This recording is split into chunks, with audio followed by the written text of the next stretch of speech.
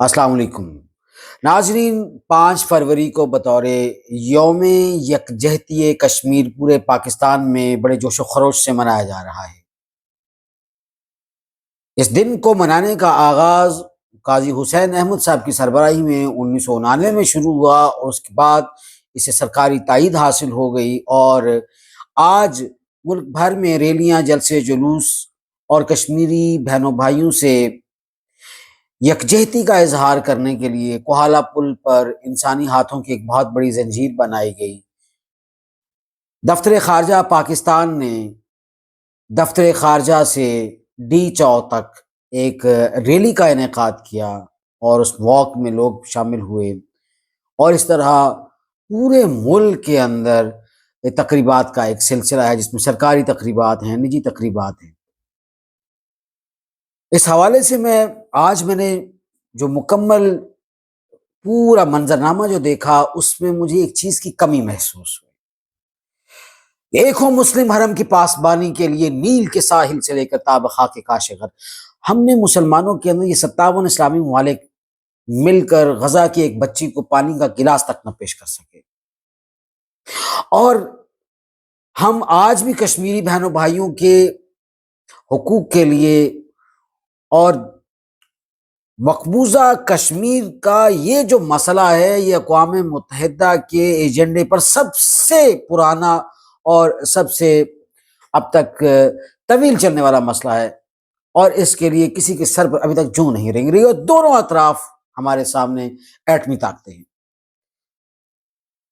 اور ساتھ ہی ساتھ فلسطینی بہنوں بھائیوں کے حوالے سے بھی آواز اگر بلند ہوتی، اس کے ساتھ ساتھ کوئی ایک آدھ پلے کارڈ پہ ان کے لیے بھی، ان کے حق کے لیے بھی آواز ہوتی، بات یکجہتی کی ہو رہی ہے۔ نبی کریم صلی اللہ علیہ وسلم نے فرمایا کہ مسلمان کی، امت مسلمہ کی مثال ایک جسم کی طرح ہے، جیسے ایک اینٹ سے اینٹ جڑی ہوتی ہے،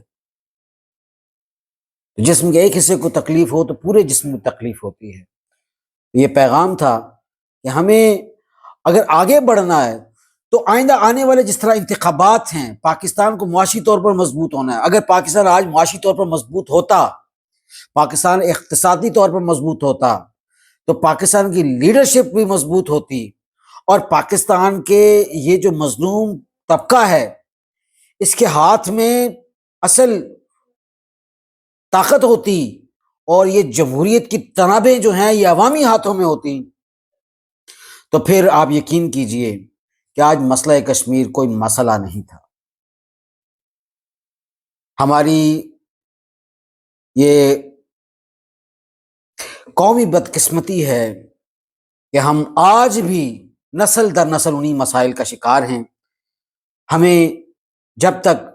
علم، جستجو، ترقی، خوشحالی اور حقیقی معنوں میں فکری آزادی اب تک حاصل نہیں ہوگی، ہم کشمیر کی آزادی تو درکنار، ہم اپنی آزادی کے لیے بھی یہ جدوجہد کرتے رہیں گے۔